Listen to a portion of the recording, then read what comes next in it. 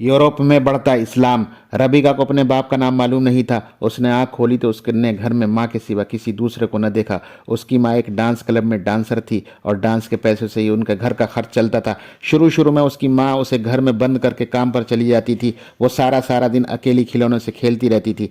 एक दिन उसके पड़ोसियों ने पुलिस को इत्तला कर दी। पुलिस ने उसकी माँ को वार्निंग दे दी और उसके बाद उसकी माँ ने उसे एक डे केयर सेंटर में एडमिट करा दिया। वो काम पर जाने से पहले उसे सेंटर छोड़ती और वापसी पर साथ ले आती। स्कूल की उम्र को पहुंचकर वो स्कूल में एडमिट हो गई। 14 साल की उम्र में उसने बॉयफ्रेंड बनाया और यूरोपीय माशरे के मुताबिक ज़िंदगी गुजारने लगी। स्कूल की उम्र ख़त्म हुई तो वो फ्रांस के कानून के तहत मैच्योर हो चुकी थी। जिस दिन उसे आइडेंटिटी कार्ड मिला उसने अपनी माँ के घर को भी खैराबाद कर दिया और पेरिस के पैगाल इलाके में शिफ्ट हो गई। वो वहाँ एक क्लब में वेटर्स भर्ती हो गई। उसका फ्लैट भी वहीं उस इलाके की एक पुरानी इमारत में था। उसकी ज़िंदगी एक मशीन की शक्ल इख्तियार कर चुकी थी। वो 12-12 घंटे क्लब में काम करती। शराब और सिगरेट की बू से उसका हलक पक जाता, लेकिन वो मुसलसल काम करती रहती। ये काम उसकी मजबूरी था क्योंकि उसके बगैर वो फ्लैट का किराया अदा न कर सकती थी और ना ही खाने पीने के एक्सपेंस बर्दाश्त कर सकती थी। उसका बॉयफ्रेंड बेकार और नशाखोर सारा सारा दिन पैगाल के चर्च के सामने धूप तापता रहता और शाम को उसके क्लब आ जाता और उसके खाने से शराब पीता रहता। उसको खाना खिलाने की जिम्मेदारी भी रबीका के सर थी। इस मामूल से बुरी तरह उकता चुकी थी, लेकिन उससे फरार उसके लिए पॉसिबल नहीं था। उमर उसकी ज़िंदगी का पहला मुसलमान था जिससे उसका तारुफ हुआ। वो क्लब का अकाउंटेंट था। क्लब की इनकम और उसके अखराजात और वक्त के शेड्यूल तैयार करना और हफ्ते के लास्ट में उन्हें सैलरी देना उसी का काम था। वो क्लब के पीछे दफ्तर में बैठता था। रबीका हफ्ते में एक बार उससे मिलती थी और वो उस दिन उसकी सैलरी का होता था। वो उसके दफ्तर जाती, वो हंसकर उसका इस्तकबाल करता और सैलरी उसको थमा देता। कई बार की मुलाकातों के बाद रबीका को वो एक अजीब, एक अनोखा इंसान महसूस हुआ। वो क्लब में मुलाजिमीन के लिए शराब फ्री थी। वो किसी भी वक्त शराब पी सकते थे, लेकिन उमर कभी भी शराब पीने के लिए काउंटर पर नहीं आया। क्लब के सभी एम्प्लॉइज़ एक दूसरे दोस्त क्लब में ला सकते थे, लेकिन उमर की तरफ से कभी कोई मेहमान नहीं आया। क्लब के सभी मुलाजिमीन एक दूसरे के साथ छेड़छाड़ करते रहते थे, लेकिन उमर कभी भी किसी के साथ फ्री नहीं हुआ। वो सभी मर्दों को सर और सभी औरतों को मैडम कहता था। औरतों की तरफ आंख उठाकर भी नहीं देखता था। ये सारी बातें रबीका के लिए अजीब थीं। वो एक बार तनख्वाह लेने गई तो उसने उमर से इस बात का इजहार किया। उमर शर्मीली है हंसी हंस कर बोला कि मैं मुसलमान हूँ और हमारा मज़हब इन तमाम बातों की इजाज़त नहीं देता है। रबीका को ये बात भी उसकी आदतों की तरह अजीब लगी। उसने पूछा, शराब? उमर ने जवाब दिया कि शराब मैं नहीं पीता, मेरे मज़हब में शराब मना है। रबीका को झटका लगा। उसने हैरान होकर पूछा, तुमने ज़िंदगी में शराब नहीं पी कभी? उमर ने नफ़ी में सर हिलाया।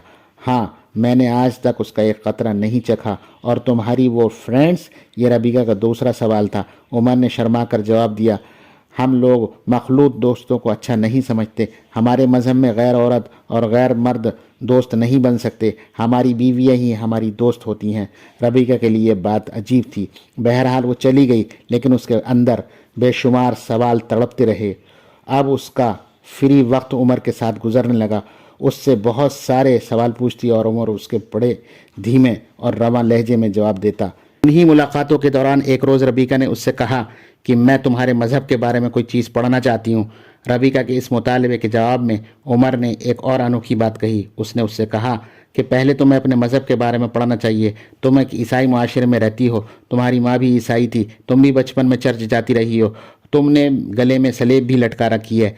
मेरा ख्याल है कि तुम्हें दुनिया का कोई और मज़हब के बारे में पढ़ने से पहले अपने मज़हब के बारे में पढ़ना चाहिए, ताकि जब तुम दूसरे मज़हब के बारे में पढ़ो तो तुम उसका तकाबुल कर सको, उससे कंपेयर कर सको। रबीका उमर की बात मान गई। उसने बाइबल ख़रीदी और उसको पढ़ना शुरू कर दिया।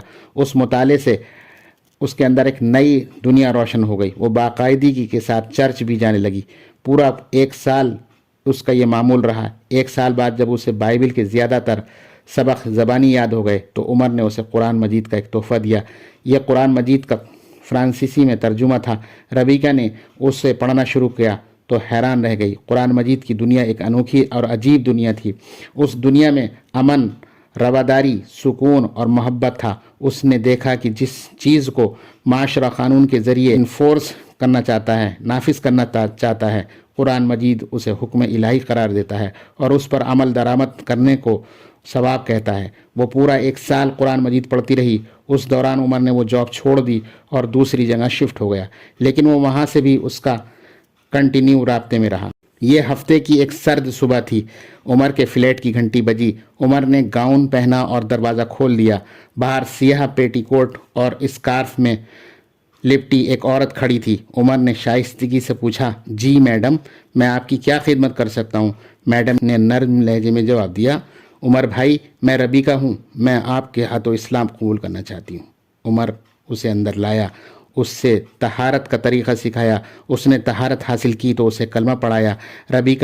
ربیکہ سے رابعہ بن گئی۔ یہ رابطہ ان 30,000 مسلم فرانسیسیوں میں سے ایک ہے جو اپنی پسند اور کوشش سے مسلمان ہوئے ہیں۔ اس وقت یورپ کے 4 بڑے ملکوں پر برطانیہ، فرانس، اٹلی اور جرمنی میں رابعہ جیسی لاکھوں مسلمان موجود ہیں۔ مسلمانوں کی بڑھتی ہوئی اس تعداد سے یورپ اور امریکہ کے دانشور پریشان ہیں، کیونکہ یورپ کی پالیسی ساز وہاں کے دانشور، وہاں کے صحافی، ادیب اور فلاسفر اس نئی جہت، اس نئے انقلاب کو حیرت سے دیکھتے ہیں۔ وہ سوچتے ہیں یورپ کے معاشرے میں آزادی ہے، کوئی کیا کر رہا ہے اس معاشرے میں کوئی کسی سے نہیں پوچھتا۔ معاشرہ لبرل ہے، 10 سال تک پورے شہر میں شادی نہیں ہوتی، مرد اور عورتیں آزاد ہیں، جو جس کے ساتھ چاہے چلی جائے، شراب اور ڈسکو عام ہیں، گرم ریت کے ننگے ساحل ہیں، کام کرنے کی آزادی ہے، صحت اور تعلیم فری ہے، بے روزگاری الاؤنس ملتا ہے، کوئی بھی انسان کام کیے بغیر زندگی گزار سکتا ہے، بچوں کی پرورش والدین کے بجائے حکومت کے ذمہ ہے، اور پورے ملک میں مذہب کی کوئی پابندی نہیں ہے، چرچ جائے یا نہ جائے کسی سے کوئی سروکار نہیں۔ لیکن اس آزادی کے باوجود لوگ مسلمان کیوں ہو رہے ہیں؟